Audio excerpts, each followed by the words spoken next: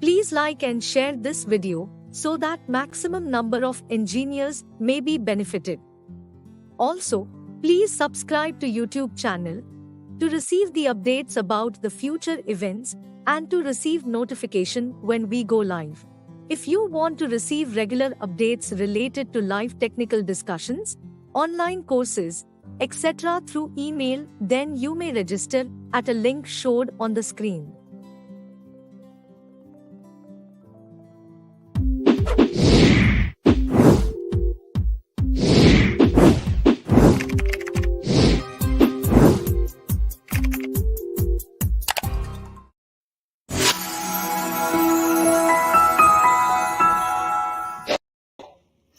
Hello, welcome to this unique live technical discussion series. And today we are going to talk about a very interesting topic, which is water conservation.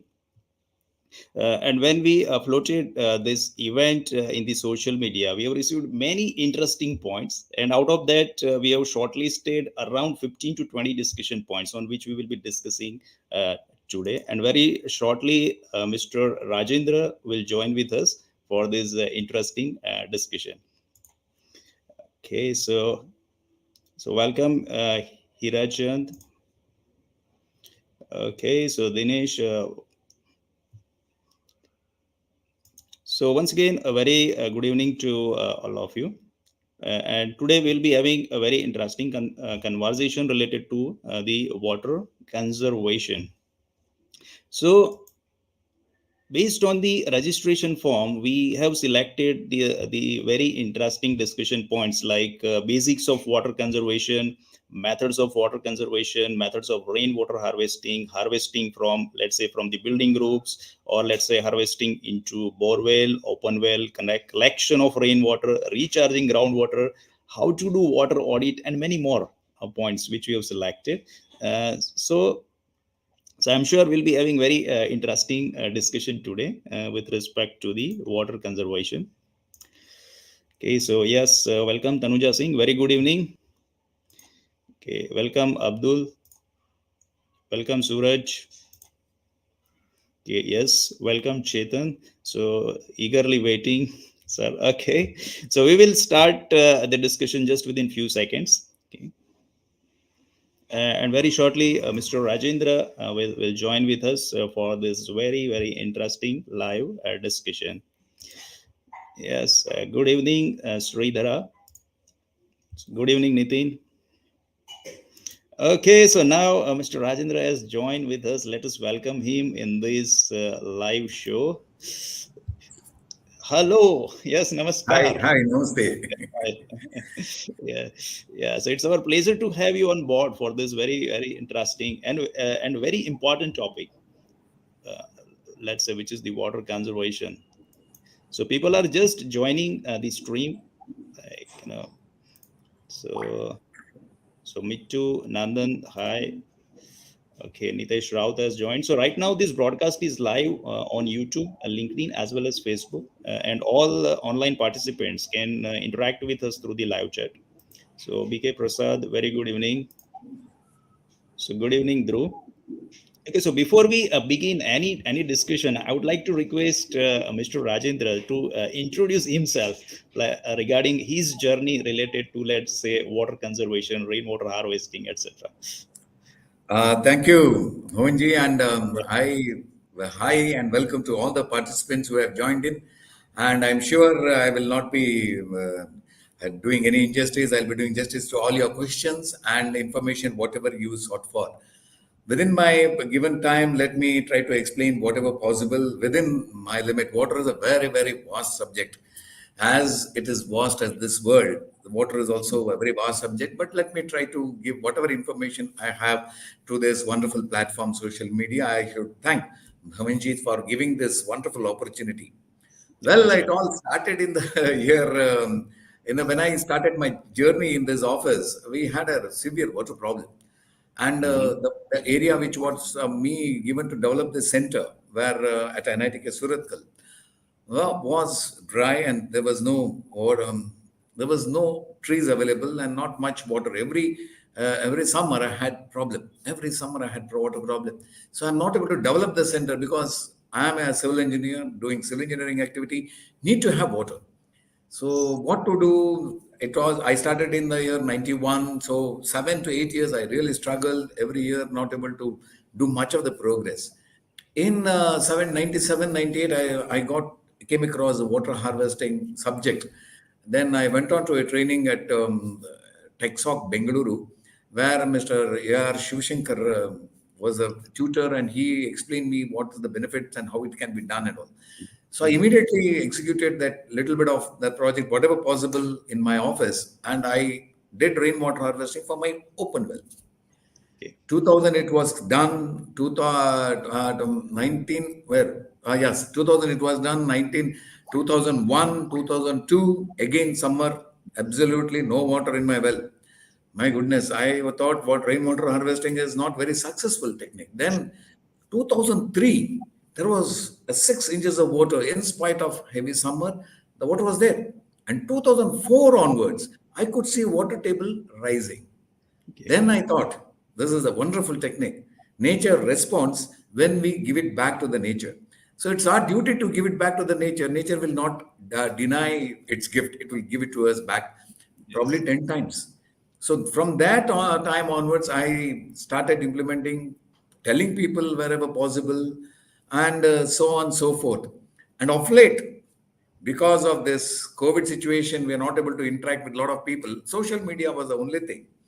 Then I immediately started a YouTube channel called as Water is Life, Rajendra Kalbavi. You just type Water is Life, Rajendra Kalbavi, you will get all the videos what I have uploaded. There, I get response. Then people started inviting me to their houses. So around 250 houses I visited, and all my visits are free. I never charge. Even my travel expenses are not, I will not claim from them, and all my services, even it be online or even be offline, and our telephone calls, everything is free, no charge. So this went on, and the people started calling more and more, because after all it's free. Yeah. But anyway, it's nature. It's a benefit is for them. Water is everywhere, but to take the best advantage, it's up to you what you're going to do. So it all started from that. Then, of course, Rotary. Rotary is also joining today. Rotary India Water Conservation Trust is an All India body, where they offered me as a member of the All India Board Trust, and the governor, last governor, gave me a head of water committee. So where I could do a lot of activities, tell people, guide, go here and there, meet people and do some activity. So all put together, Bhavan has got a call. I believe I should thank Umesh Rao for that Yeah, also. yes, Mr. Mentor, he is my mentor and very good supporter. He's yes. been listening to me, hearing to me, guiding me. So that's why we are here now. Yes. Now, how shall we go about? Is there any questions, or shall we go with the introduction? Yeah, so I would suggest that we have collected so many queries through the registration form. So out of that, around 15 to 20 points we have selected. So we can initiate our discussion on those points, and all participants can share their queries in advance through the live chat. So we'll be also keeping a watch on the live chat also, and if there are any relevant points are popping up, we will be taking those points also in between. Sure. Yeah, yeah. So, friends, let me start with introduction. Why water? Why we need to think about conservation? What are the necessities, and what we should do? After all, why we should bother about water? Because water is everywhere. That is the main question many people ask. So it is a nature's gift to the people, and it is free of cost. Though it's free of cost, it is very much necessary for us to take care of it. As any other nature in the world, if you hinder the nature, naturally nature will react in other way. So I have a presentation, and whether the points I can display also. Based on that, we can continue our discussion. First and foremost, I would like to tell you, friends, water everywhere, not a drop to drink. A very famous statement you must have heard from Vasco da Gama. That was a very famous statement where he went on to search on an expedition. He actually came to expedition on India, but he went on to West Indies, then so on and so forth.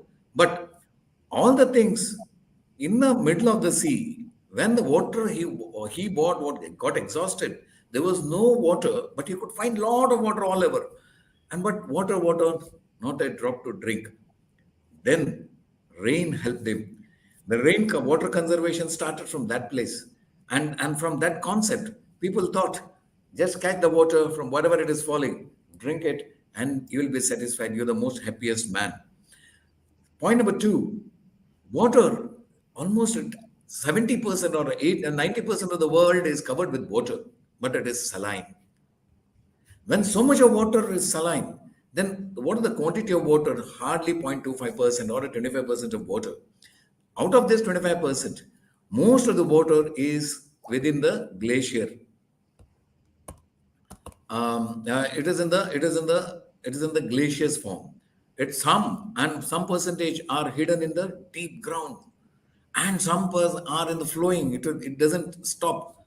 So all this put together, we have a problem that only minimum 0.25% of the total quantity available in the world is available for us to drink and use for our day-to-day purpose. That is why we need to take care of water. How do we take care? And one more thing, in this entire universe, you have 7 planets, 9 planets, 10 planets, etc., etc. You have so much.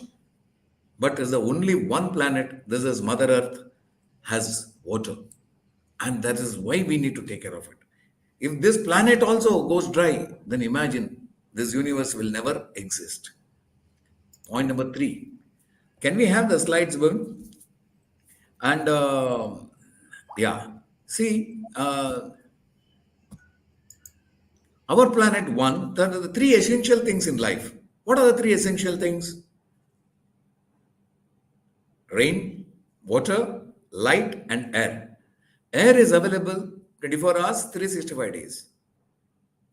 Light is available at least 24 hours in our part of the country. Of course, in some other part it is 6 months and so on and so forth. But it is always available for 50% of the year. Say 50% of the total duration. That is half. Then rest of the half we can manufacture. But water only during rainy season. That is only 4 months in a year. Out of that 3 essential things, God has already told us, I will give you water, but only for 4 months. And rest of the 8 months, you need to take care of the water by yourself. That is what I have shown here. See, this is the total quantity of water available.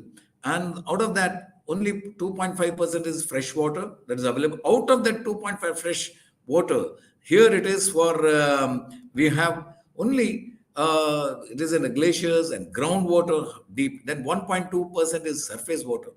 Out of that 1.25%, you have hardly 0.26% for your purpose for day-to-day drinking. That is why we need to take care of water. One more reason I will tell you. Out of the 3 essential, our bodies are having a lot of water. And out of the body, one, we are having a lot of water. But still, we need to consume water, because water is the energy which gives you for digestion, livelihood, your spirit, being happy. Everything depends on water. Man can survive without food, but without water, not long.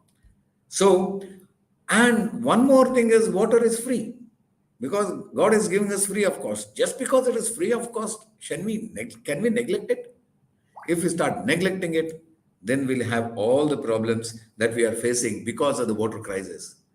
Remember, friends, man and water, it all started with a man in the olden days in the cave, first seeing water. He saw water, he saw his face in the water. Once he saw his face in the water, he realized that water is very important for him. Man started living besides water. All our civilization started besides water.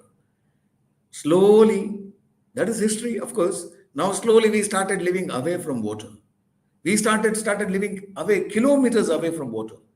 And now we have science, we have energy, and we have capacity to bring water. Earlier days, we used to go near the source, bring water ourselves.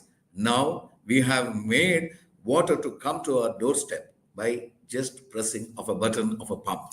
So all these things put together, we are having problems. That is why we need to take care of water. See, there is one more main reason. Each person, this is the way you can see, this is how much he has uses in a day-to-day life. Government prescribes that a man can use only 135 liters per day, especially in a city area.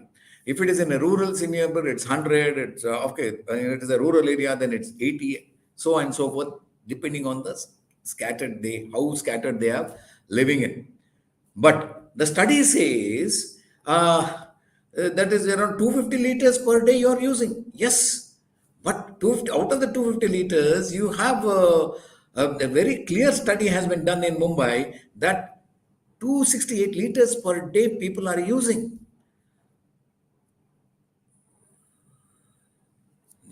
But then the main problem is that because we are overusing water, we are using excess of water. When we started using excess of water, we are started living away from water. What happened? You started neglecting the water source. You don't know where is the water coming from. A person, a boy or a girl, a student sitting in a city, heart of the city, they don't know where the water is coming from. Whether it is a desalinated water, whether it is pure water coming, whether it is treated water. People don't know. Many people, even today, they don't know where the water is coming from. For my city, the water is coming from 35 kilometers. For my state quarters, it is coming from 100 kilometers away. So naturally, you have problems. That is why we need to take care of water. People are telling, we will be losing water source, we will be becoming a dry city. There is one dry city in the whole world, zero water city, Cape Town. You can Google it out and find out it is called as a zero water city. The same thing can happen to us also. Many people have told, they have learned people, the waterman of India has very clearly said 20 cities will go dry if we do not take care of water one way or the other. Just we need to solve the problem by ourselves. Government cannot do it alone. The crux is this, we are so much accustomed to the tap water, we have forgotten that God-given gift is not for use. We have forgotten totally that God-given gift is going down the drain. It is going in the drains and it goes to the sea. God-given gift is there to collect us and give it back to Mother Earth. We are taking water from Mother Earth. The irony is that even if there is 1 feet water below our foot, we have to travel another 100 to 200 meters to get a bottle of water. This is what's happening in a day-to-day life. Slowly we are neglecting or we have forgotten. India, we say, Sujalam, Sufalam, Malayaja Shitalam. India was a water-rich country earlier. It was one of the water-rich countries in the olden days. But over the years, what happened? We are now landing up in water crisis country, the waterless countries. It's called a water crisis country. How sad it is. How this can be possible? The saddest thing is that the technology, the science has developed so much that we have a nuclear bomb which can destroy the whole world twice. But we don't have the capacity or enough water to feed a man at least once. What is sad? That is why we need to how to take care of water. Well, we can collect water. You can recharge groundwater. You can recharge your own well. You can recharge your borewell. You can do a percolation tank and collect it. And rest of the thing, you can go into the ground. Efficient use, very important. When we talk of efficient use, using water like money, water is money. Unless you treat water as money, otherwise later you will be spending more money on water and finally your other pleasures in life will be lost. Then of course you can grow trees, non-polluting water bodies. One gentleman has asked the question that we are neglecting the water source. We are neglecting the water source, yes, because we are polluting it.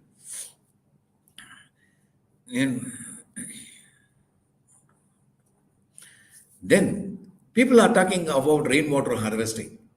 Or for all these things, is the rainwater harvesting is the only solution? No. Rainwater harvesting is not the only solution.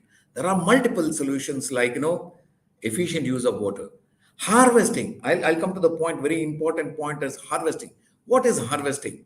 When we talk about harvesting, the word came from harvesting the paddy. When we harvest the paddy and we collect it, we clear it, clean it, and use it for the entire, when the paddy is not grown, especially during the winter and summer. That's harvesting. Paddy harvesting, same is water harvesting.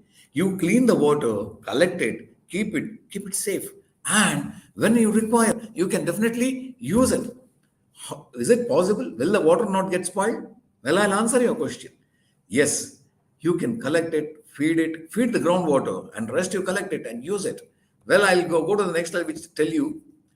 See, you need to save, you need to conserve, you need to preserve, you need to reuse, you need to recycle, you need to restrain. Sometimes you need to reject water. Sometimes you need to restrict. And finally, you need to remain at water conservative people. This is not possible by one man. It is possible if done by everybody, a collective effort, then only it is possible. See, friends, methods, I will tell you what are the methods of rainwater harvesting. See, the harvesting is, as I said, it is the best method because that is the time. When we have a lot of money, we'll spend it. Bindas. Kharch karo, no problem. When you have a lot of money, you have a lot of water, you spend. But when there is no money, no water, you need to use it sparingly. Whoever has a lot of money, lot of bank account, lot of money in his, but still he will not spend the entire money, whatever he receives. Any businessman, any engineer will keep the water a little bit for himself. And he will save some water. Then he will use us very lavishly. So making efficient use of water is very, very, very important. Revival of water bodies are also important. That will come back to that point later. Friends, now what are the methods, how we can do rainwater harvesting? We'll start from that, then we'll go to other subjects. Very simple. Whoever has wonderful roof, you are in a 2 BHK or 3 BHK, at least your house will be around 1,000 square meters, 1,000 square feet. That is 10 square meters of your house. You collect water from all the points where it is dropping in. Collect from all the points. Bring it at one point. It might be a tile roof. It might be a slab, RCC slab. It might be a sheet roofing. It might be a galvanium. It might be whatever type of roofing it is. Collect water, and you need to have gutters and take it in a single direction, like what I've shown in the slides here. It is all interconnected, and it is brought down near the well, or brought down near your borewell, brought down near your sump tank. So even if it is a tile roof or a sheet roof or varied roof you have, see that your plumbing connection are done such that, and you bring it all put together and bring it near your borewell or open well or collection tank. See, I have uploaded a video, that is episode number 6, tells you what are the basics of rainwater harvesting. You can watch this video. If you miss this point later also, you can go through that and watch this video. Then, very important is the first flush. What do you mean by first flush? First flush is nothing but the first rain separator. Your roof during the summer, you might have forgotten to clean it, or you might have forgotten to brush it or broom it. There might be some bird part dropping. There might be some leaf. There might be some dust. Allow it to go into the ground. Let the water grow. Let the Mother Earth get wet. So once the first flush, you allow the first rain to go, then rest of the rain, you collect it. You can make out we can make out when the rain is falling. If you can check out your first flush, you can go through that and you can see whether the first water going out of the roof is clean or whether it is full of dust. If it is full of dust, keep for some more time. Otherwise, you just close it and allow the water to pass through a filter. Friends, I told you, when you drink the water direct from the sky, especially the hard rainy season, directly from the sky, it's absolutely clean and very good water. Absolutely no problem. But if you take it in your hand or you to take it in your bowl, first what you need to is you clean that bowl. Same way, you need to have a filter. It might be a man-made filter as I've shown in the first figure, or it might be a filter available from the market. A lot of filters are available. We can discuss on filter on a later period. But passing through that filter, you can take it to your own well, you can take it to your bore well, or you can take it to your open well, or you can take it to your sump tank. So regarding the first flush, I have the serial video number 7 tells you very clearly how you have to put a first flush and when you have to operate it and when you have to close it and when you have to see, especially when the rainy season is completely over. You open the flush and keep it so that if at all the rain comes in between, it will clean only the roof and you are not going to collect it. All the dust particles are not going to collect it.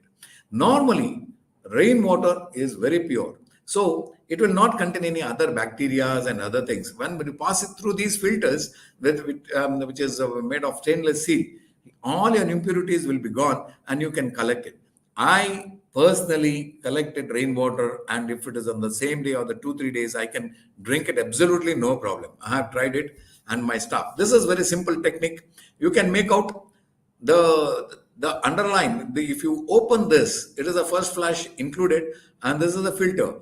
If you open this, water will go directly, it will not be collected. But once, this is my house, and once you stop this, the water will go into the filter, rises, cleans, and then enter into your open well. And this is a wonderful system. We can follow it for any. I'll tell you how to do it for the borewell. Now, there are types of filters, varieties of filters in the market. You can do your own filter also. That is, will tell you episode number 9. But episode number tells you what are the different types of filter and how you to use it. Whatever might be, do not forget first flush or the first drain separator. I'll just going a little bit fast so that I can answer the questions. See, this is a man-made filter or a homemade filter. You can do it by yourself. This is a very simple technique. You take it, the episode number 9 tells you very clearly, you need to take a drum. You can not necessarily a 50-liter drum. You can take a 20-liter bucket also. If the water is too much, then you can take a 100-liter bucket. If the water is too high, especially in an apartment, then you can have a 200-liter drum or a barrel. And you have to fill it with various metals like nothing, whatever available for construction, like big jelly, small jelly, granite, then smaller one. Then you need to put a Netlon mesh there. Then you need to put then coal, charcoal, because it's a carbon. The carbon content will clean the water. Then you need another layer of Netlon mesh, another 2 layers of Netlon mesh, and then above that, coarse sand you need to put, or you need to put 6 mm baby jelly. Your filter will be ready. And I'm sure many people are doing it, and they're all successful and are happy using these filters. Now, coming to borewell, it is very, very interesting. When you recharge a borewell, please keep it in mind. You need to see the ground conditions.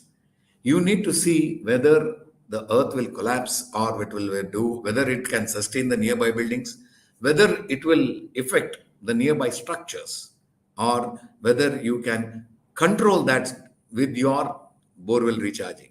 The normal method, or the basic, simple and clear method, a running borewell, which is used for drinking water. I'm talking about a running borewell, not about a dry borewell. There is a dry borewell concept is separate. This is a running borewell, which is being used daily. You need to dig a hole of, say, 10 feet by 10 feet maximum. Or else you can reduce also. 6 feet, 8 feet dia rings are also possible. You need to dig a hole.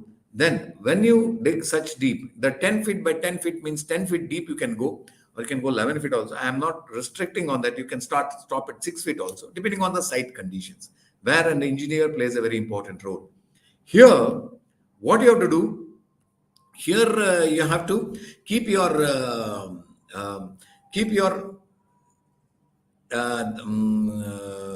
borewell pipe, the casing pipe intact. You need to tie it at the top using a pole. Then once it is tight, because it should not shake. If it shakes, it might get cut. Then you have another problem of refixing it.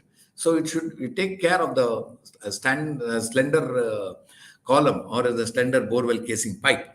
Then at the base, you can insert some concrete so that it is more stable there and it will not be loose because allowing water. Then you need not put any bed. No one put any concrete. Not required. You leave it open because let the water absorb the water, whatever you put in. Then you put those big time boulders, say around 6 inches or 8 inches or 9 inches boulders, jelly, granite, whatever material available nearby. Then later you reduce the size. That is, you come to 6 inches, then you come to 4 inches, then you come to 1.5 inches, then 1.5 inches, then you come for coarse sand, or you can come with 6 baby jelly or 6 granite metal. Once you put the 6 granite metal, then you put a layer of 2 layers of Netlon mesh, which we put it for our windows. There are varieties of Netlon mesh available. If you want a long lasting Netlon mesh, then you can go for a marine quality mesh also. Marine quality mesh are also very good. Otherwise, Netlon mesh also very comfortable, suitable, no problem. Then above that, you put 6 to 8 inches of charcoal, 4 to 8 inches, depending on your capacity. You can see the center photo shows you the charcoal being laid down there. Once the charcoal is laid, then above that, you put another layer of 2 layers of Netlon mesh. Once the Netlon mesh is laid, above that, you can place 6 inches of or 4 inches of 6 metal. All these things has to come within your total depth of excavation. For example, if you take a total depth of excavation is 10 feet, these ingredients should not be more than 8 feet or maximum 8.5 feet. You need to have a freeboard of 1.5 feet, 2 feet to 1.5 feet, in case there are heavy rain coming up and if the water goes in very slowly, then it might take some time water to get absorbed. Now, how to allow this filtered water into the casing pipe? Very simple. Once the casing pipe is exposed, clean it, put an anti-corrosive paint, then you need to drill it with 6 mm dia holes, or you can make slits of 4 inches to 6 inches slits in the bore casing pipe. Once it is done, care should be taken that these borewells, these holes are not in straight order. They are in random order, so that your stability of the pipe is not altered. Then you enclose the pipe. So encircle the pipe with 2 layer or 3 layers of Netlon mesh again. Then you start filling it. You can fill it up to the neck of the pipe also. Once all is done, top portion you just like this. You can make it as a tank and leave a freeboard of at least 1.5 to 2 feet or 60 centimeters. You can see this is a big factory letting in water, and you can see the water being filled up so nicely. Apart from water getting in, you can see water getting stored also, and it goes slowly, gets into the borewell. You are recharging the deep aquifer directly. I have explained very clearly in my episode number 11, borewell tube well recharging. You can just type borewell tube well recharging Rajendra Kalbavi. You will get this video, and it has been very clearly explained in that video also. You can use a stone masonry, or you can also use concrete ring also, depending on your capacity. So this is about the borewell. There was an important question that can we have water collected and how long we can collect? This is very interesting question.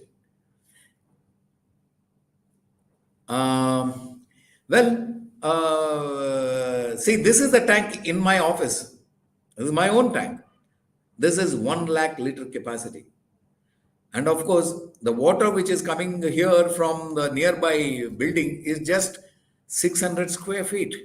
So after 600 square feet, imagine, of course, here we are blessed with 4,000 millimeters of water annually. So it just filled up in a month. 4 months of rainy season, in 1 month we got filled it up. So that is the amount of water we can collect. I will tell you the quantity of water in our water audit, how to water audit also. Now collection. See, if you have a capacity, you can collect the water to whatever extent possible. Suppose you have, I'll show you. How long you can collect is also a good question that I'll tell you. You can collect it in different methods. You can have your own tank. You can have your own setup. You can have your own aquifer or a small tank, surface aquifer. You can have a small pond. You can collect in whatever way you want, depending on what purpose you want to use. If you want to use it for drinking purpose, have a closed tank as I've shown here. Have a closed tank and close it. Only air should enter, but not light. Otherwise, fungus will form. We have a classic example of our Rajasthani friends who earlier days they used to build water tank under their house. They are called as tankas. My friends in Rajasthan, they know. And they use that water for drinking only. They keep it very clean. Their house surface, the floor is very clean because they don't want that ingredient to get into the tank. And they preserve it for 6 to 8 months. You mean to say 1 year? Yes. I have done practical examination in engineering, NITK engineering laboratory, where I have tested my collected rainwater in this tank for in the dry summer after 6 months. 6 to 8 months I have collected. And I've checked it out and I found out water is very pure and it is potable for drinking purpose up to 4 months. In Mangalore, I could do that for 4 months because after that again rain came in. Rain stops here approximate on November, December, January, February. The January, February, March, April, I have tested that and I have got the certificate saying that the water is drinking purpose. You can drink the water, absolutely no problem. So potable, but I advise you boil the water and drink. Okay. Now, once you can collect only, suppose you have 1,000 square foot of your house.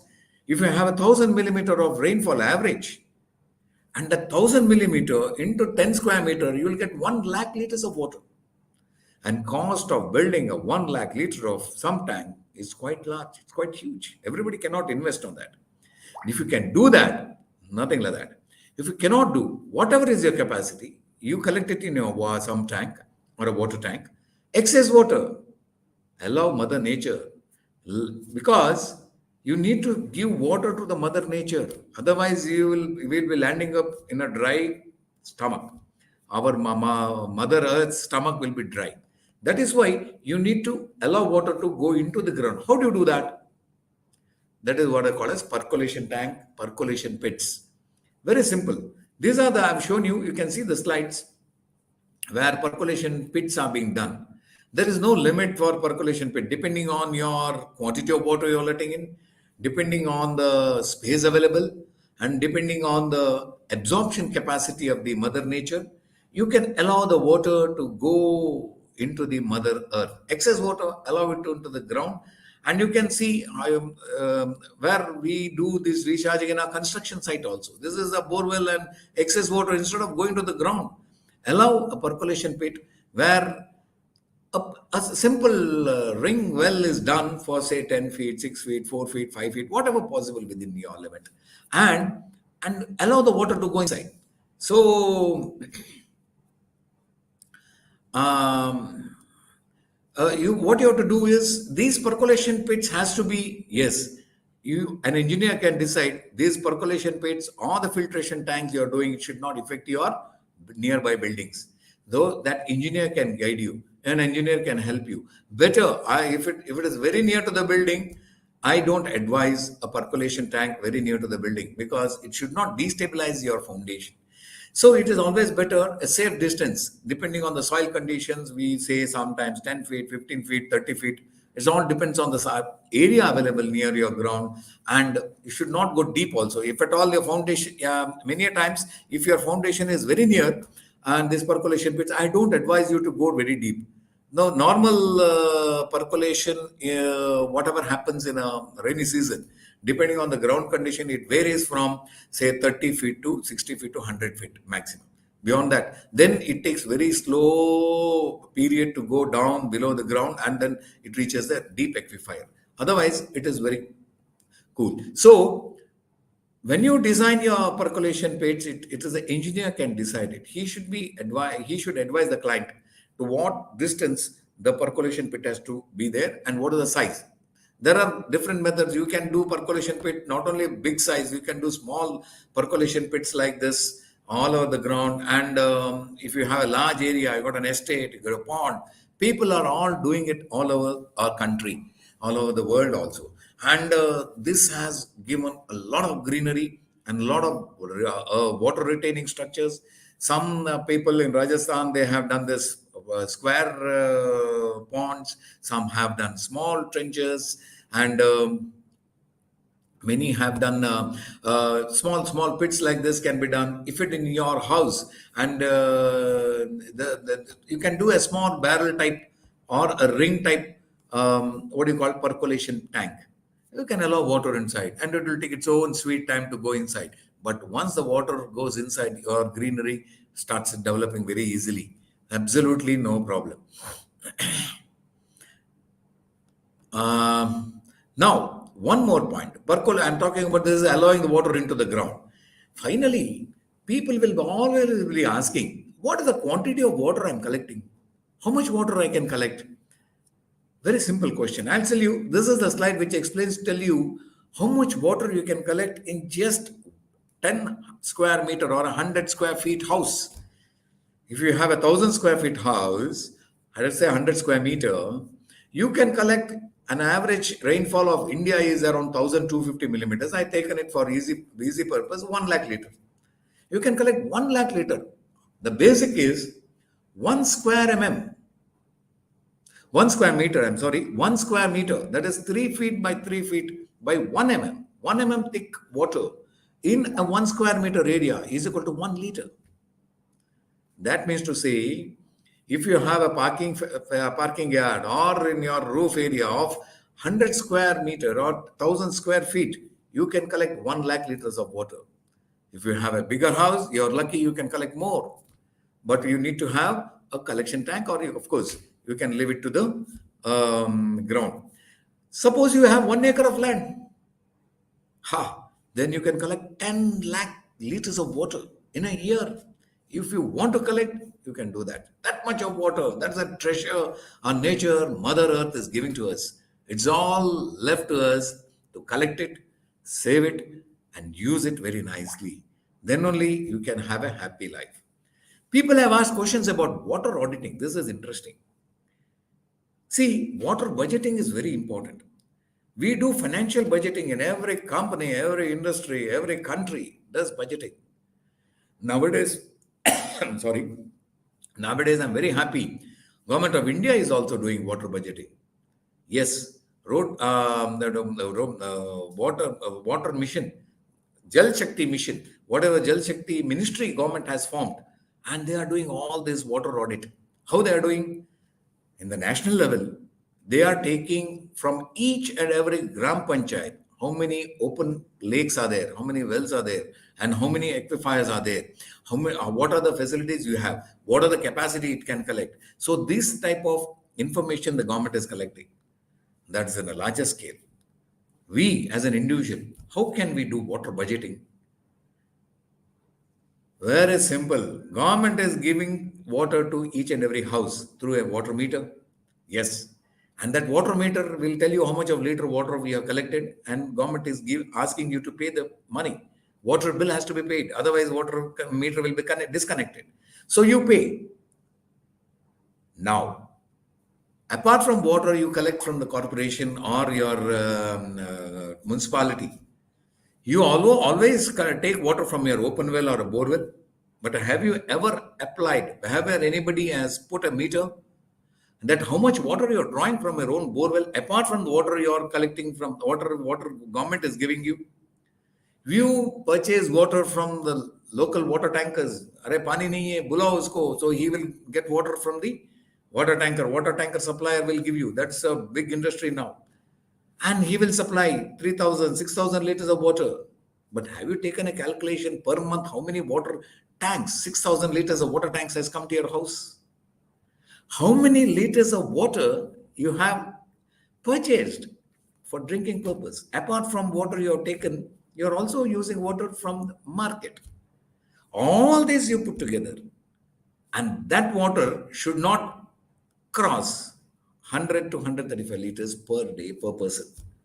If that achievement is achieved by each and every individual, India will be further again Sujalam, Sufalam, Malaya Shitalam. Unfortunately, we have taken it for granted. See, this is a wonderful example. This is a wonderful example of water budgeting. This is a village in Maharashtra. Maharashtra, Kolegaon, they are very, very famous in the whole world and the whole country that they calculate each water budgeting every year. They all join together. They'll put their what is the inflow of water they have, what is the average rainfall which has come in, and what is the average irrigation facility they are using, and what is the water requirement.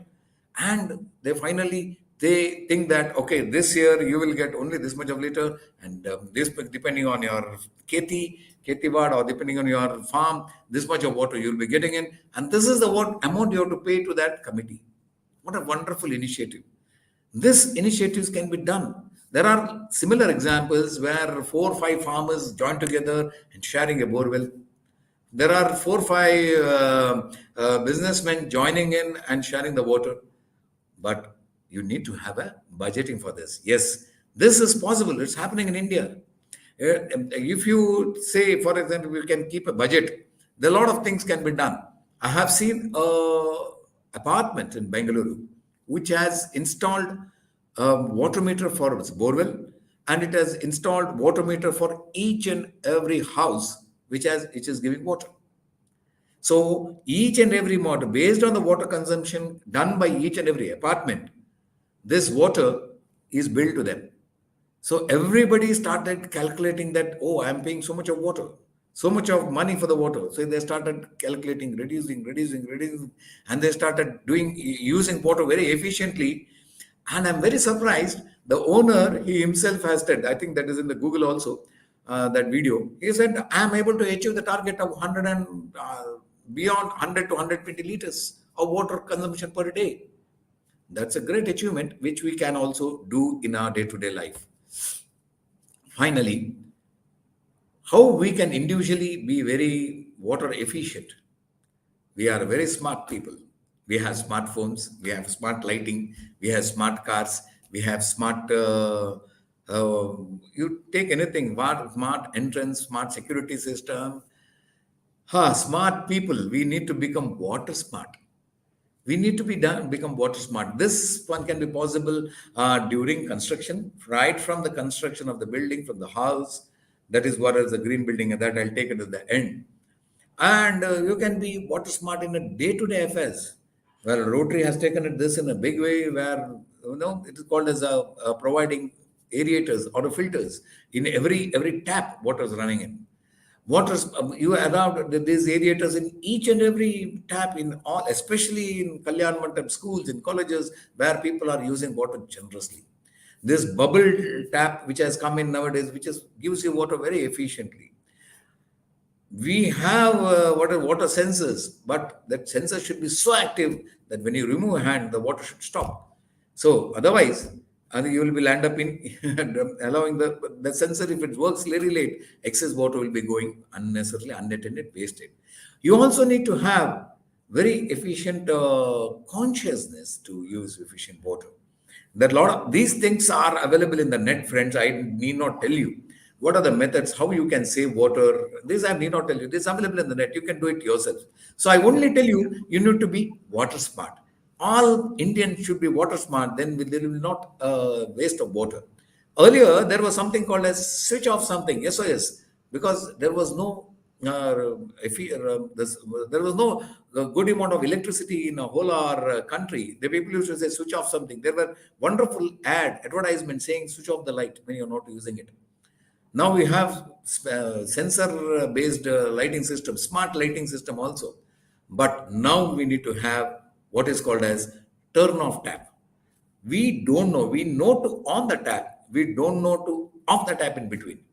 We can use the water, especially when you take over brushing, shaving, taking bath, utensils. The water tap will be running straight away till you finish your washing or brushing. No, your one hand should be on the tap and you keep on closing it whenever the water is not in use. When the tap you don't want to use, you have what is called as a bib cock below the your wash basin, below your sink. Keep it at 50%. Automatically your water consumption will come down. But you can, it's enough. Especially the apartments having more than grey water cycling. I'll come back to it. At the end of it, when we have multi-story apartments, they'll be having high pressure water coming in, and water is just flowing in. You need to be very, very efficient. There, you need to use bubble taps so that water comes out very small quantities, and you can efficiently use water very equally. There are a lot of videos available on this, how to efficiently use water also. Now, I will. This is the aerators. What's available in the market? If you have a tap in the first, as shown in the first photo, and there's the second photo is the aerator, which get an attachment. Nowadays, taps comes with these attachments, so no need to worry. If you don't have, if an old tap, especially in the schools, colleges, some community halls, and reception areas, and all this, and where water they wanted to use it very lavishly, put these aerators. Automatically 50% of the consumption will come down. These are available. Aerators attachments are available in the market very efficiently, and it is cost effective also.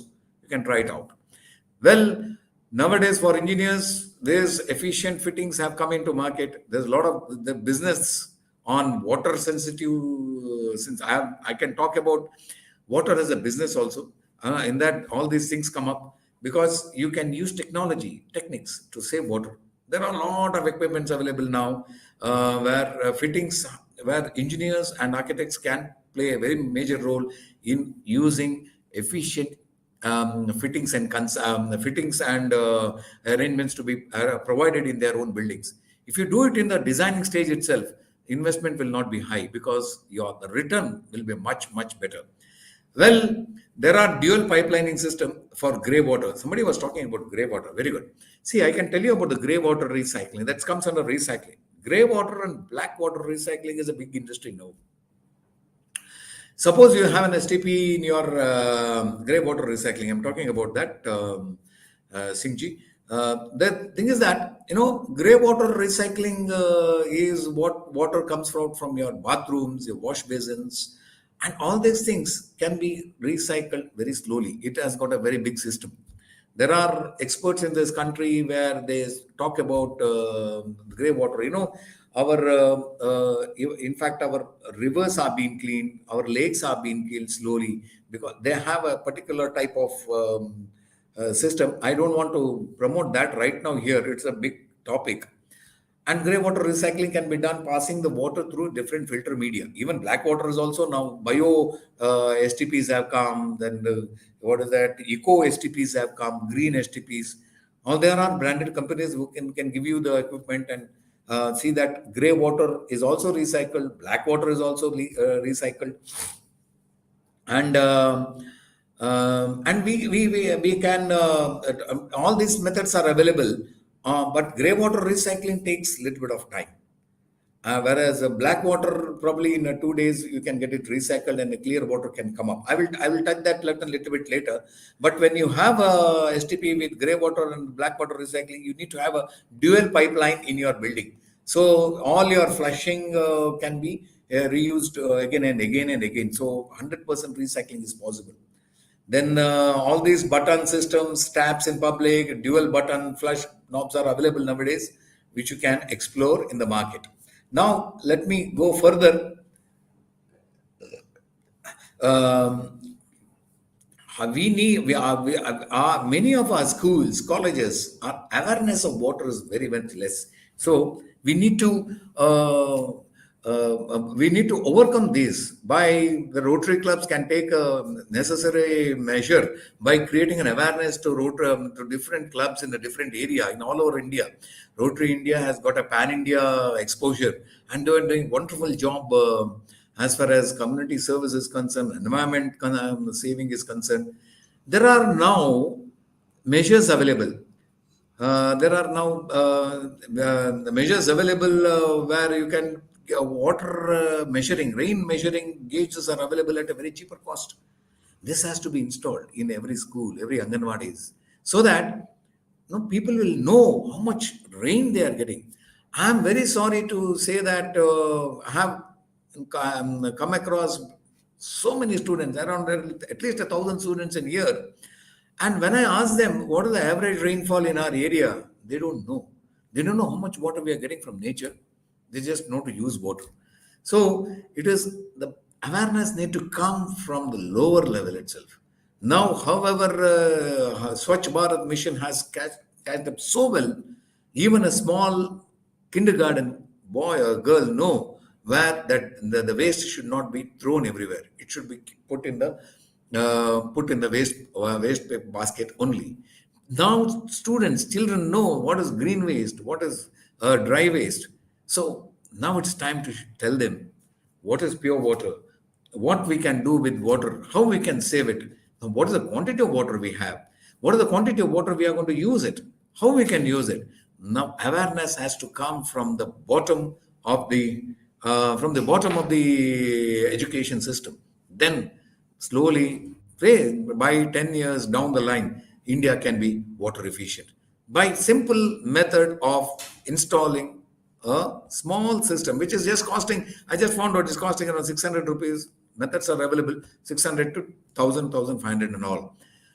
And this is Rotary India Conservation Trust. I think Rotary fellows have joined in.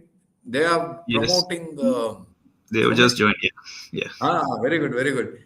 Well, Rotary is taking up a very, very great. Bhavanji, did I miss any questions? No, it's perfectly fine. Please go. Being asked, I hope I have answered them in between. Yeah. Some questions I could read out. Some question during the course of my talk I could not. Yeah. So if at all I missed, you can tell me now, because the Rotary matter has come in. Hi, Sandeep ji. Hi, good evening. Good evening. Good. Now, pleasure to hear you out. Yeah, from the engineers. Shall I continue? What shall I do? Shall I take a break? If you can give me 5 minutes, I can just introduce Rotary point of view, and then you can take questions, unless you have something more technical to discuss. Yeah. Technical points are still there. A lot of questions were there. But so let me give them a lighter. Let's give them a small break and give a thing from a layman's point of view. I'll give a Rotary layman's point of view. Oh my God! I spoke for 55 minutes, huh? Yes. Oh my God! I couldn't make out at all. Okay, so nice. Sir, Sandeep ji, please go ahead. Thank you, Rajendra. I think you held us spellbound, and it was an excellent talk, and you discussed about the technical aspects and how you do it as an engineer. But friends, I would like to give you. I'm sorry, our president Ranjan Nigraji is not with us right now because he's preoccupied with the board meeting on an international level, and he was not able to match with the timing. So I am the General Secretary of the Rotary India Water Conservation Trust. So I am going to give you a brief presentation on what we do from Rotary. So before I start on that, I'll just take 1 minute. Rotary is a 117-year-old organization set up in 1905. Now 117 years, the Rotary birthday was just on 23rd of February by Paul Harris and 3 of his other friends. And we have 1.4 million Rotarians all over the world, and 7 areas of focus, of which water conservation is one of the main ones. And friends, we are just what happened? Topic. Yeah, it's just disconnected. It's connecting. Yeah, back. we're just going to screen share with you. And friends, we have set up the Rotary India Water Conservation Trust in 2003. We had a Delhi Water Summit, Presidential Summit, where the President of India, APJ Abul Kalam, was presiding over, and our founder, Sushil Gupta ji, Rotarian Sushil Gupta, he passed away just a couple of months back. He was elected as the Rotary International President nominee, but unfortunately, because of health reasons, could not take over. And you'll be, friends, pleasantly surprised, and it's a great honor. We have the 4th Indian to be Rotary International President, Shekhar Mehta. We've had 3 earlier, Mr. Lahiri, Rajendra Sabu and Kamal Banerjee. So they have three of them have been there. The fourth one is our friend, a good friend, is also a chartered accountant, Shekhar Mehta, who's the current Rotary International President, 2021-22. And in fact, he was the person who launched this particular mission that we started, a part of the mission or a part of the Rotary India Water Conservation Trust, 2021 to 26. And this was launched in 2019 on 11th of September with the Government of India on board. In fact, we have an MOU with the Government of India, the Ministry of Jal Shakti, friends, which states that we are going to do 10% of what the Government of India with the National Water Mission plans to do. The mission director is very much our nodal officer whom we interact with on a regular basis. He is guiding the trust, he is guiding Rotary on where we should focus. And we have made this acronym WATER, which I'm going to get just detail for you, on the basis of our discussions with the central government groundwater board and the all these Jal Nigams, all the water bodies, and the minister and the nodal officer are insisting, since water being a state subject, we should connect with the district magistrates of all the revenue districts of India, 741 of them. And that is where our Rotarians, because we have a pan India presence, we have 150,000 Rotary families all over the country. We are going to be connected with the district magistrates, where we take local help and work on that. And the mission that we have as Rotary India Water Conservation Trust, and as every Rotarian, this is just a nodal trust to guide all our Rotarians in India of what we are doing and how we are doing it. So just have a look at the slide. Please, let's have the next page, please.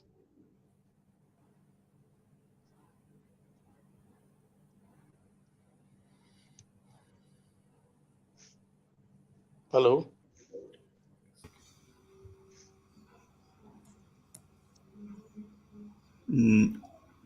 Could we move? Shreya, could we move this, please?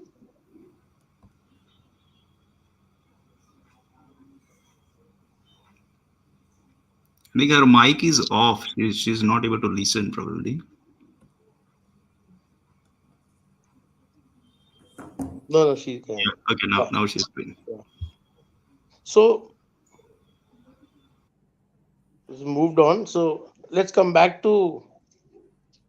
So friends, water here is defined as WATER, and we started. Yeah, this is here. So friends, we, for our simple holistic program of water, we defined water as an acronym, whereas water stood for Watershed Development, which is check dams and others. Awareness, which is very essential. You can make people aware and then they take it from there, Then transformation of water bodies and efficient use of water, and the last, and R, which is the most popular, which we all were discussing some time back, which Rajendra was kind enough to discuss the intricate details of rainwater harvesting. So just have a look at the pictures there, which is will describe you the broad features of what we are doing. And we come to the further details. Let's first come to watershed development.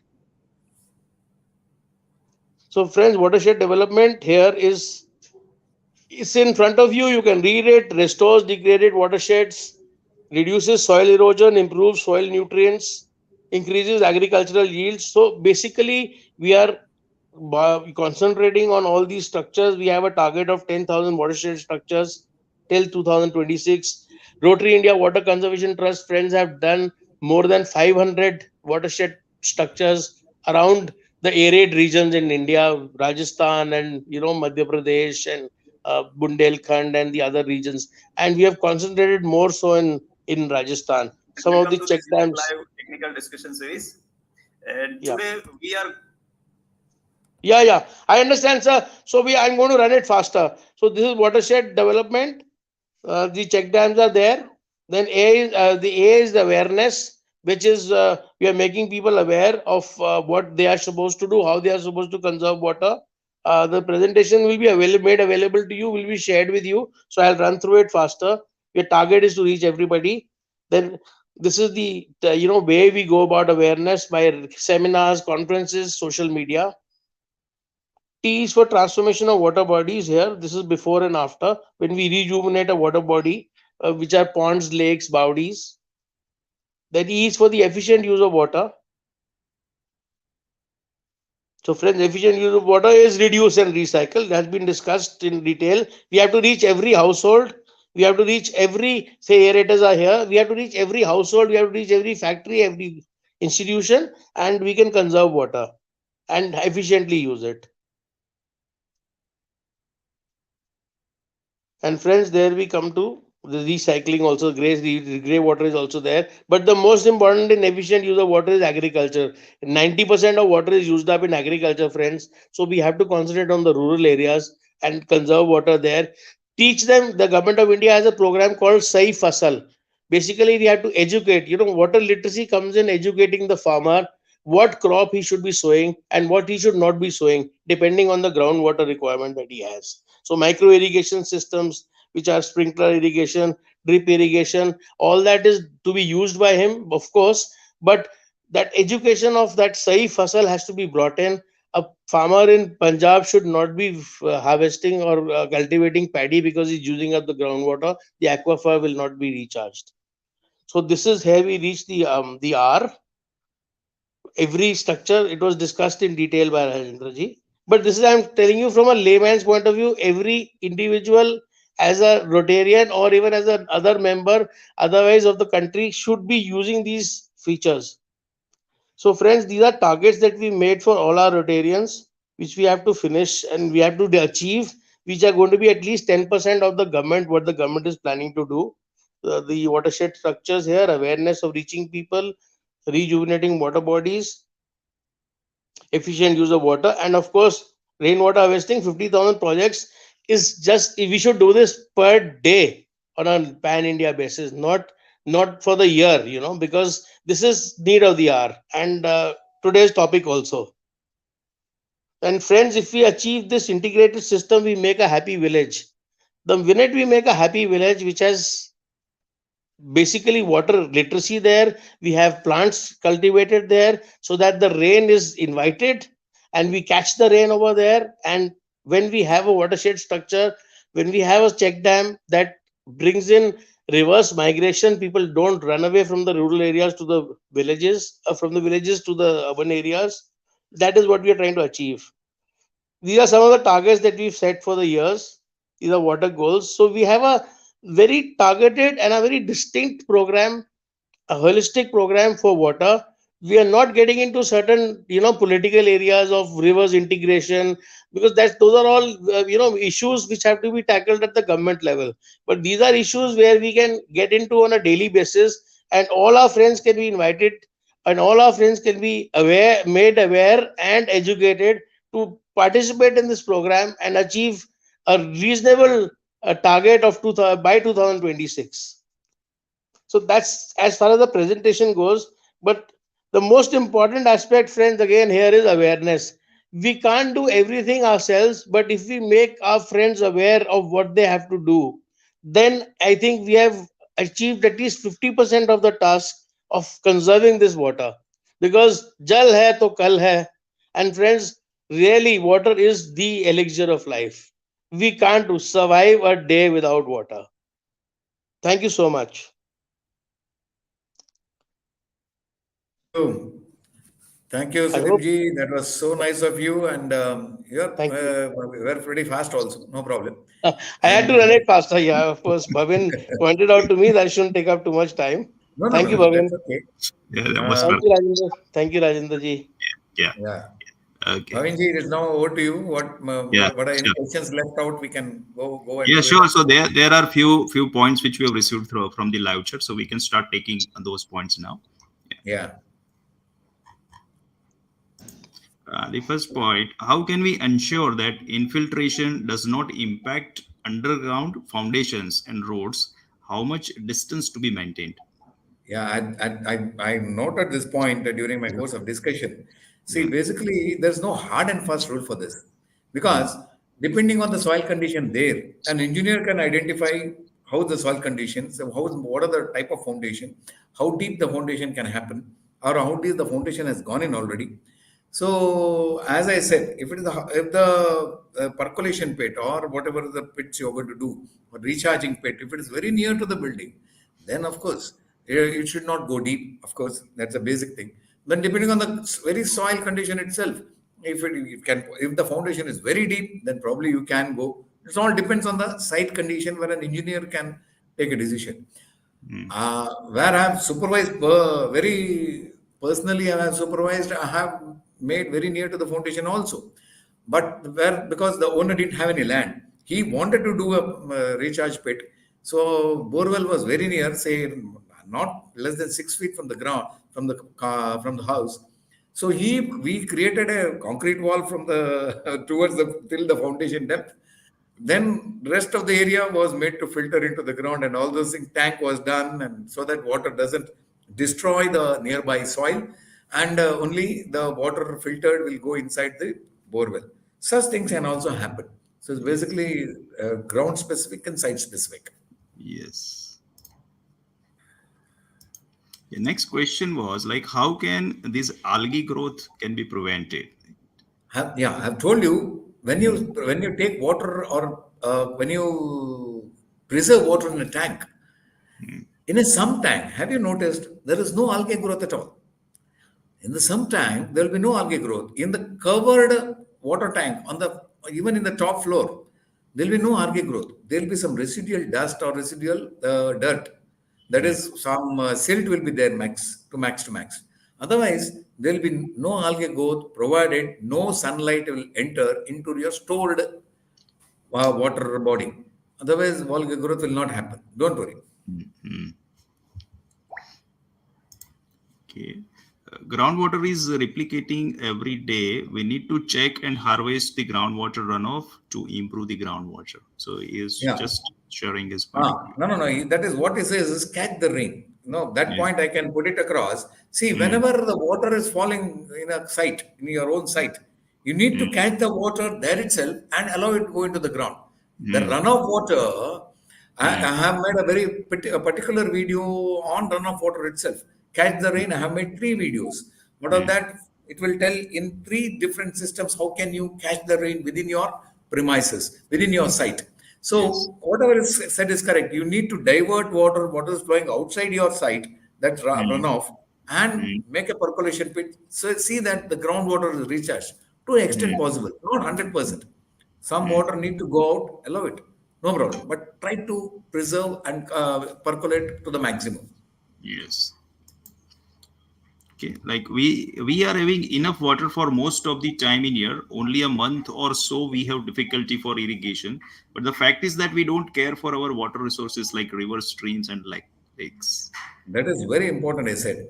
When we go far from because of course this gentleman is into irrigation, and very nice to know that he is into irrigation, because we all need to do some or the other gardening, or some trees has to be planted. Though that is why we need to take care of the water source itself. If we pollute the water source, then it's a very expensive system to clear it, clean it, and get into our houses. So that is why we need to keep the water source very clean. Yes. We off late, we have a habit of throwing everything into the water. That should stop. Wherever it is, where it is a small drain, where it is a small quantity of water is available, let's not pollute it. Let's not throw our trash into them. Let's preserve. Okay, Anand Kumar is telling that we are constructing G+12 storage building in Navi Mumbai. And then he's asking, can you please give design of rainwater harvesting for our society? Nandakumarji, ground plus 12 is I can assess the quantity of water, whatever being you can collect, the capacity, the total. But if you want to give a rainwater harvesting, then I need to have a lot of other details, like, your storage capacity, or what do you want to really do? What do you want to give it back to your borewell, or do you want to preserve it, or do you want to ground recharge? So all those questions arise. So probably in a series of discussions over later, we can do that. Absolutely no problem. And I don't charge it up. Don't worry. It's free. Yeah. Sir, please inform water recharge from stormwater drain, suburban drainage system, and implementation. Yeah, that's what I said. Stormwater drain. Stormwater drains also plays a very important role. Of late, of course, now people are getting educated, but it's still in rural areas and some many small cities, we have seen stormwater drain itself is a nuisance for water flowing. The rainwater doesn't flow in the stormwater drain at all. It flows in the road because the stormwater drain is not cleaned, not maintained. There's a reason I don't totally rely on stormwater drain at present. Stormwater drain can be a source of water conservation or ground recharging techniques can be done. But in the current situation, let's try to practice catch the rain within our site so that all the runoff water, so let's not allow the stormwater drain to get flushed. So we'll preserve water, conserve water within our premises so that excess water is not allowed to go into the roads so that it will not get flushed up. So catch the rain concept is a wonderful concept promoted by our Prime Minister. Let's try to implement slowly. If not today, tomorrow, let's try to do it. Yes. Yes. Okay. Okay. I think we have covered. Yeah.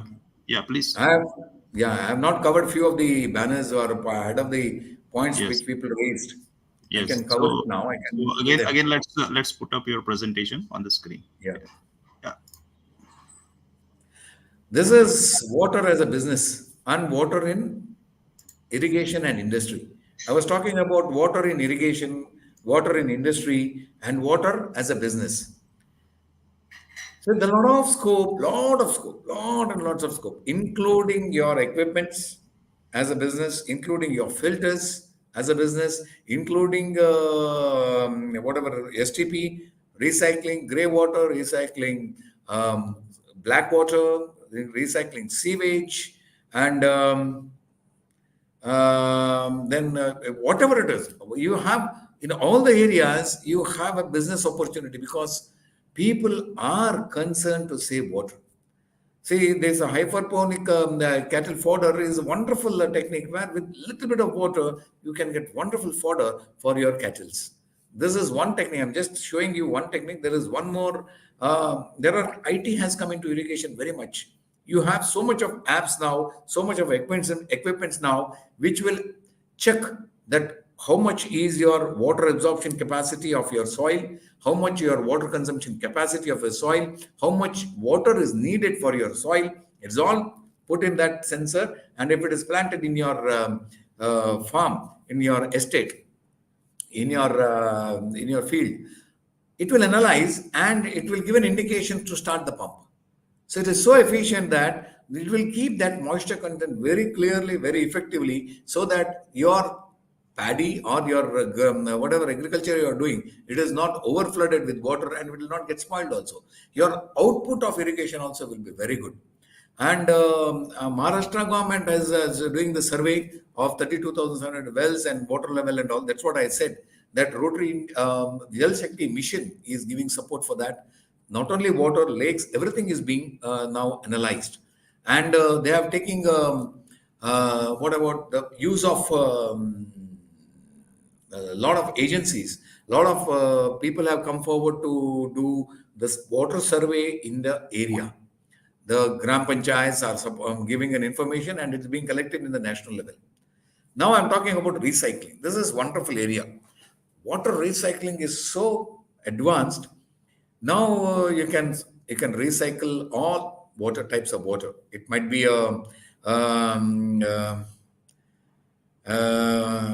what is Mr. Praveen is asking, the real estate support system, educate, demo, buyer on water conservation. Well, it's a business now. I'm talking about water as a business. Water as a business, this is a wonderful area where you're trying to recycle the grey water. You're trying to recycle the brown water. You recycle the grey water, black water. All those waters can be recycled. And for sewage treatment, now government has given ultimatum and guidelines that certain places, certain apartments beyond particular limit, say 20, 30, 50, 100, you need to have an independent sewage treatment plant in your own apartment premises. So all this put together now, because there are not only a centralized sewage treatment plant, now it's called as a decentralized sewage treatment plants are coming in. There are sole sewage treatment plants are coming in. Independent houses, mini sewage treatment plants are coming in. So all this is a wonderful area for you to explore. And there is already people coming in this business. I have also seen that you have something called as green STP, and somebody said eco STP, somebody said it's a natural bio STP, chemical and all physics we have seen. Now, what I'm showing here is the biodigester, bio STP. Biodigester is why I'm telling about this technology is, because it has been made patented by Department of Defense Research Development Organization of Government of India. People staying in the high glaciers, they were not able to do their daily needs and if they do also in that such a chilled weather, they used to get solidified and they have to finally don't know what they have done, and finally the same water is being used for drinking. And our army, servicemen, we used to get their health problems regularly. To overcome all these things, this bio-toilet was invented by Defense Research Organization, and bio-toilets are put up in all these glacier areas. Now our army people are comfortably can do their service. And now Government of India has brought it to the common man. Now in every railways, all the toilets are bio-toilets. These toilets now we can be implemented in your own household system. In my office, I have a bio toilet which 50% can. My staff are the strength of 50 to 60 people. There is a daily footfall of 50 to 60 people. And the place required for this bio tank is just 4 feet by 4 feet by 4 feet depth. This is the tank of my office only. I'm using this and absolutely no problem. For black water recycling, this is for office purpose. There is absolutely no problem. And the same techniques can be used in all the offices, all the government offices. Absolutely. In an apartment, we have this problem because we have grey water and black water. For this efficient use of bio sewage treatment plant, you don't have any problem because it's very eco-friendly, and the clear water what comes out, it can be used for your own gardens. I'm doing my garden at the backyard of my head office, my administrative building. Absolutely no problems. So this is a wonderful technique where biotechnology can be used for recycling water. One point I want to mention here, friends. We are thinking water is taken for granted. We have water everywhere. We were talking about water and money, water and finance. This one point I want to stress upon. We always think about hard cash. Without cash, we cannot move around in the city. Without cash, we cannot go around anywhere. In any country, there will be a cash component. In every balance sheet, there will be something called as cash in hand. Without cash in hand, no balance sheet also is complete. In the same way, if you want to use, you need to have hard cash in your hand. All the surface water, like the lakes, ponds, rivers, which in your vicinity is all hard cash. We should not empty our hard cash. We should not spoil our hard cash. We should not waste our hard cash. So all the surface water like ponds, lake, rivers, some nalas flowing within your vicinity, within your compound or next to your compound, in your neighboring, please do not spoil it. Please do not keep it clean and see that water flows in that, clean water will flow. Then only we can have a water sustainability can happen. Suppose you want to have an SB account like we have an ATM. It is all the shallow aquifer what we are having. Shallow aquifer, it is the open well is a wonderful example. See, in open aquifer or a shallow aquifer, we have something called as ATM. You put water, you can see the water. You remove water, how much water you are able to remove, you can see. The seeing and believing is very easy because you would like to see how much water is in your open well. This shallow aquifer is like an ATM. You can put whatever, how much ever water you want. It will not get filled up at all, unless it is in a low-lying area. That's a different concept altogether. But FD is your deep aquifer. You touch your FD when you're in trouble, when you need too much of money or some crisis or some function, then only you touch the deep aquifer, or rather the FD. Otherwise, your FD is always kept safe. It is renewed every year just to see that you need a cash or someday or the other. Same thing is our borewell. When we have borewell and open well, we should have the sense that we should use open well first. If the open well gets emptied, then you can go for borewell. Of course, I don't deny borewell is bad. But open well has 10,000 years of history. Borewells have just they have come 60 years back. So they are going to spoil. You cannot put injection any doctor will not put injection in all the places in your body. He will put one or two places only. In the same way, you cannot go on putting borewells in every site, every house sites. There should be one in a layout. There should be only one borewell only. In the same way, in your farms, in your fields, you cannot have borewells of your choice. The water will not remain at all. Have one borewell, try to feed it and see that borewell is maintained properly. You take sufficient quantity of water. I have seen 5 acres of land where having 10 borewells. How can he get a water? And he's suffering. Anyway, now let's go to this is what I want to stress in. When we think of water, we need to think about money. When you think about money, we need to think about hard cash, SB account and FD account. FD account can be touched only during crisis. So now somebody asked about the water usage in the construction. I will just press upon this point because I am a civil engineer. It's my favorite field. I'm trying to implement it. The construction is one area where water cannot be avoided. Without water, construction cannot happen. But there is a say that, for a general actual construction, we need around 20 kiloliters of water per square meter. But we have found out that we are gone beyond 20 kilometers. We are now reaching 30 kiloliters per square meter of construction. So imagine the amount of building constructed all around India, and how much water we are using excess. Let's not do that. Well, the Green Belt IGBC has very clearly said that water conservation methods carries highest points. For construction, in IGBC standards, highest points, 23% of the point goes to water conservation. Even energy comes later. Energy has 20% of the points. Then design, because the sustainable design and water conservation makes the maximum. Because once you have a sustainable design, water conservation is much easier. It does coexistence with the design itself, with the building. So this is IGBC standard. So water conservation plays a very important role. And it very clearly says the mandatory requirement in a green building is water harvesting and water conservation methods. Apart from water efficient plumbing fixtures, water harvesting is also very, very important. Without, you will be not qualified for a green building at all. Then other methods are being displayed here for your kind information, which you can go through in IGBC standards also. There are a lot of other methods where during construction, you can save and you can work on the water conservation methods.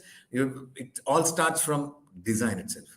Your design should be 360 degree. When you design, you should think whether I can preserve water, whether I can save green, whether if I cut the trees, whether I can replant it and rebuild it, and whether there is any place for that. Am I disturbing the lake or a canal which is running there?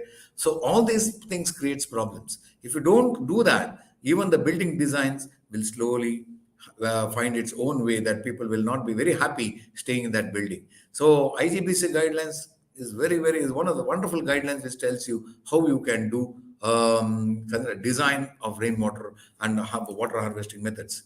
See, this is a few of my out of 3 or 2 are mine, and 2 I got it from other places. During your construction also, you can do all these things. Some small water, you have a bore, you have a tap there, you just allow the water to go away, that will just vanish or evaporate. Instead of that, allow the water to go into the ground. Do a percolation tank or a percolation pit. So the existing water systems allow it to go. Do not disturb it too much. If you're diverting also, take equal measure to give the same area so that the water will not disturb your building or your nearby area.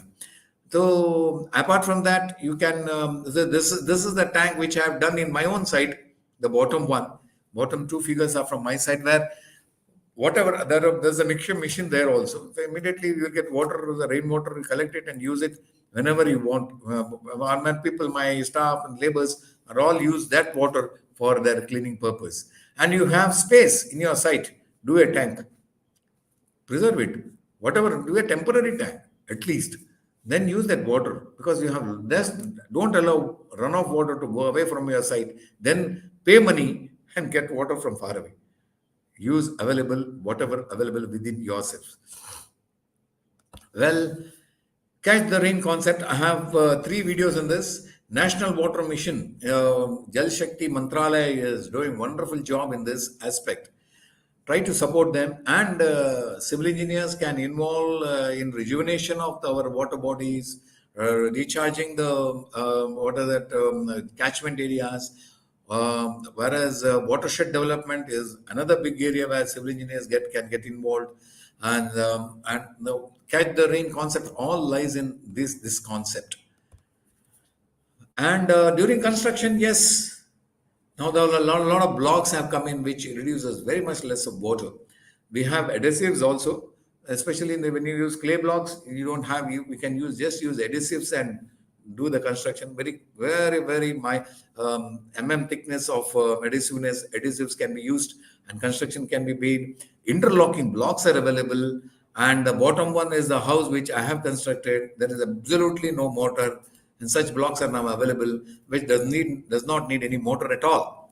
The nearby photographs shows you hardly any mortar. We are only used cement slurry, and there's only interlocking of blocks. Such blocks can be adopted so that you will save a lot of water during construction. Autoclaved aerated concrete blocks are also available, which does not use much of water. It can be done with adhesives also, or light mortar also.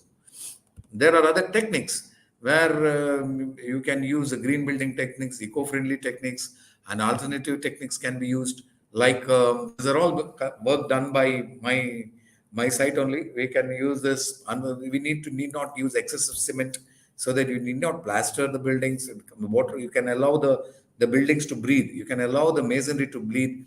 Then ventilation is very much important, so that there is not much of dehydration or whatever it is, exhaust of water from your body. The wall length can be reduced. The locally available materials, local techniques, vernacular type of architecture. That vault at the bottom is just one layer of brick and no cement lining also, and it is working very effectively. That is my office building also. So there are other eco-friendly green type constructions can be done right from their foundations. The techniques are available. It can be arch foundations, or in mud block, rammed earth, exposed masonry, filler slab, waterproofing. All these things will help you to save water and allow less water when you are using those buildings also on a long run. This is what watershed development, check dams, and all these things, game structures are being done all around the green area or the rural areas. This choka ponds is very common in preserving the earth and preserving the water, recharging the mother earth, and Rotary also promotes it very much. We all need to get ourselves aware. So that's very important first. First, we need to understand. Then we can tell others how we can do it, and how best we can solve their problems. Then this is a worst part in our country. I'm feeling very sad. Wherever you go, you see the water bodies are being dumped with all the rubbish, trash, all the garbage system. Our water bodies, drains, nalas are not dumping areas of our trash or garbages. Absolutely not. Let us try to recycle our waste ourselves, And government is taking a wonderful step to recycle. Solid waste management is being implemented everywhere.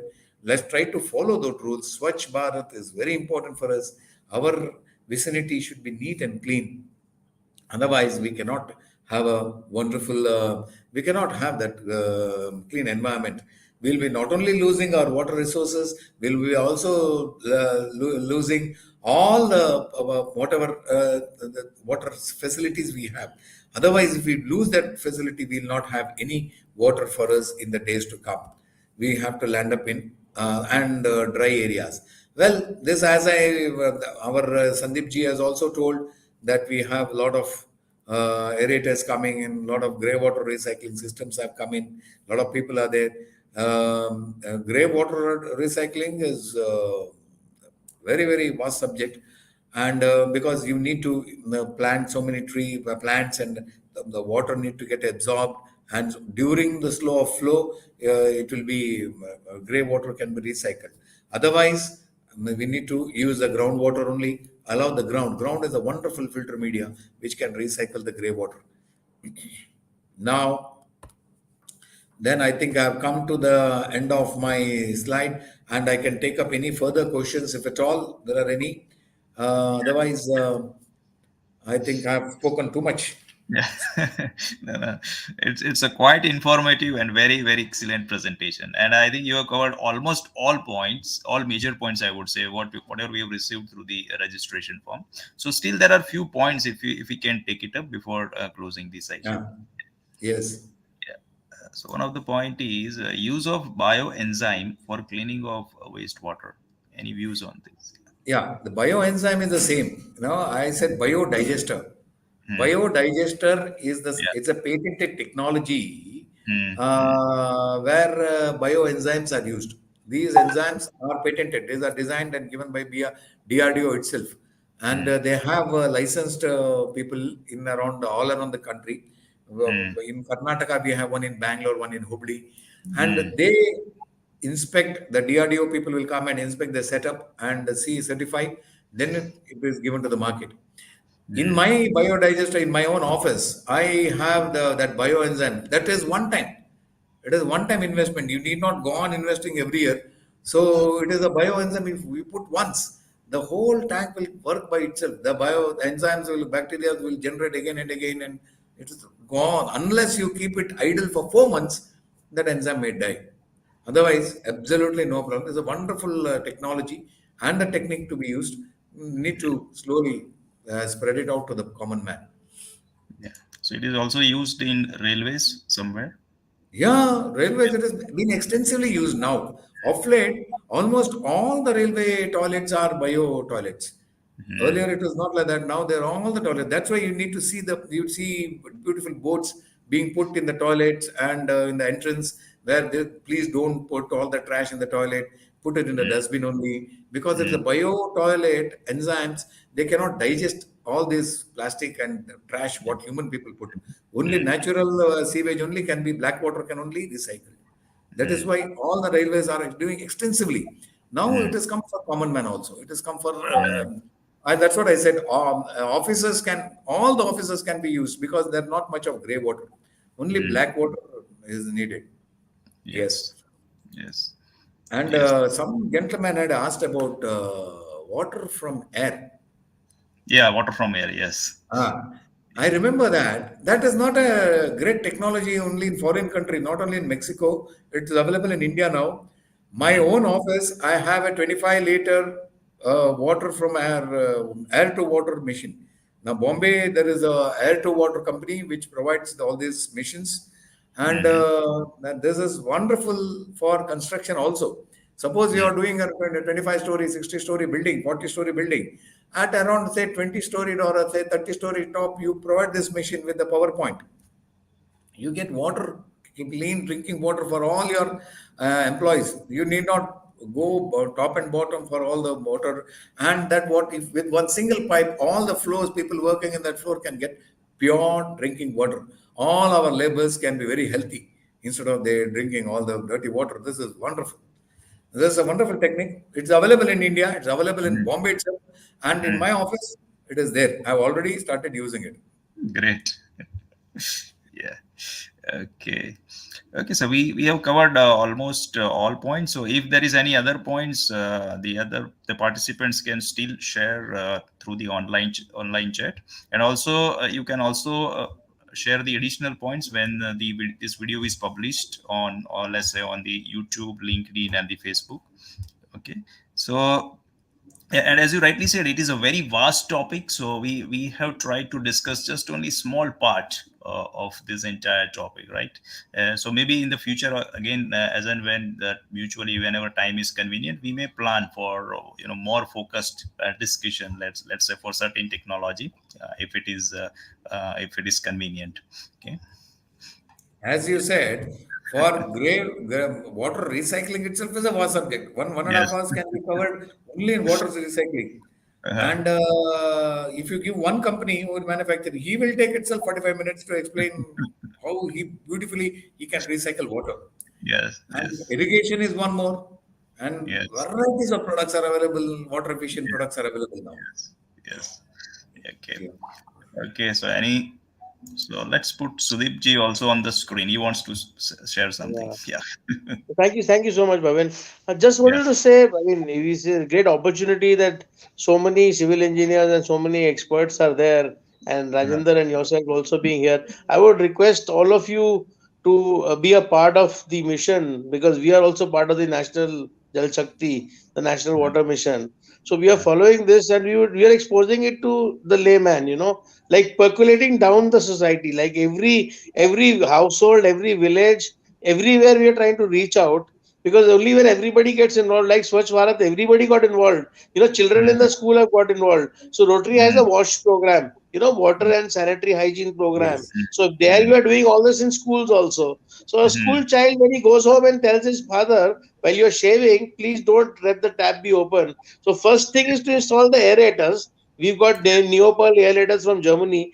First you mm, install the aerator, and then don't waste the water. Put it in a mug and use your shave. mm, Don't have a mm, shower bath, have a bucket bath. So when yeah, that comes from the Gen Next, from the children, mm, it's easier for the parents to imbibe that culture. right. Similarly, we are telling every Rotarian in your household, in your office, please make sure that there is rainwater harvesting facility. So I would request here all our friends who are not Rotarians, please be in touch. And they can, always contact Rajendra Kalbavi is our brand ambassador. We'll share the program with them, we'll share the technical details with them, and I'm sure we can carry it out on a pan India basis in a much faster and a more efficient manner. So Great. awareness can happen, with the professionals latching on to our holistic program. Thank Yes. you. Yes, thank Yes. you very much, Sandeep ji. That's so nice of you because Mm, you're in the Rotary India Water Conservation Trust doing a wonderful job pan India. So, and I'm fortunate to be part of your group. And Bhavan also has given a gateway Yeah. today to open this gateway of information to the common man. Yes. Hope it yes. will reach Great. more Yeah. people and will follow. And Yes. we can be together and have more programs, and please make sure that you make us a part of whatever program, the technical discussions you're having. It's Mm, always good to be part of the technical groups, where people are doing mm, so much, the latest updates, the latest technology upgradation happening. Thank yes. you Yes, so much. Yes. Yes. Most thank welcome. you. Yeah. Yeah. Okay. Okay. So thanks a lot, Rajendra ji and Sudeep ji, for participating in this session. And definitely we'll plan many more sessions in the future, because we could see that there is a lot of interest in the audience, and it is very important topic when we talk from the sustainability point of view. Okay, so with this we are closing this session, and once again we are very much thankful of Rajendra ji and Sudeep ji for participating. Okay, yeah. Thank Thank you. you. Thank you. Yeah, okay, so So we we'll are now, close. yeah, we are closing now. Yeah. Thank you. Yeah, thank you.